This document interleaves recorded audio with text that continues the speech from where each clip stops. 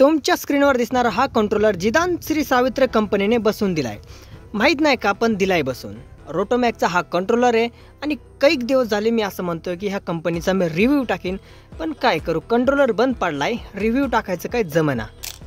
आता तुम्ही म्हणता भाऊ काय प्रॉब्लेम आहे, चला प्रॉब्लेम सांगतो तुम्हाला. पहिल्या दिवसापासून बघा, ज्या दिवशी मी कंट्रोलर बसवला ना हा, त्या दिवशी काय व्हायचं की हे जे बटन टाकल्यानंतर इथं ही स्टेटसची लाईन ब्लिंक करायची आणि रन ओके दाखवायचं, पण मोटर काय रन करीत नव्हती. आणि आज काय झालं की हे बटन टाकल्यानंतर इथं स्टेटसची लाईट ब्लिंक केली आणि रन ओके पण दाखवलं, पण ही मोटर काय रन करीत नव्हती.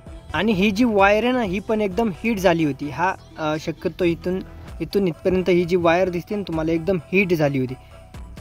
गरम होण्याचं कारण माहीत नाही, पण त्यानंतर कंट्रोलर एकदम बंद झाला. बघा, सध्या कंट्रोलरमध्ये कोणतीच लाईट नाही किंवा पॉवर नाही. सलग 1 महिन्यापासून हा कंट्रोलर असाच त्रास देत आहे. ज्या दिवशी बसावला ना त्याच्या दुसऱ्या दिवसापासून हा कंट्रोलर परत असाच बंद पडला. बटन टाकल्यानंतर हा रन ओके आणि स्टेटसची लाईन पण ब्लिंक करायची, पण मोटर रन नव्हती करीत. आणि आपण टेक्निशियनला जर याची कंप्लेंट केली तर ते काय म्हणायचे की खाली दिसणाऱ्या ह्या जो प्लस मायनसच्या जो पिना आहेत ना, त्या तुम्ही काढून परत बसवा, मोटर चालू होईल. हा, आणि व्हायचं पण तसंच की मोटर चालू व्हायची, म्हणजे बटन टाकल्यावर मोटर एकदम चालू व्हायची. पण आज तसं काहीच नाही आहे, कंट्रोलर एकदम बंद पडलेला आहे. आणि आज कंपनीला मी कंप्लेंट केली, घोडं लावायची कामं चालू आहेत.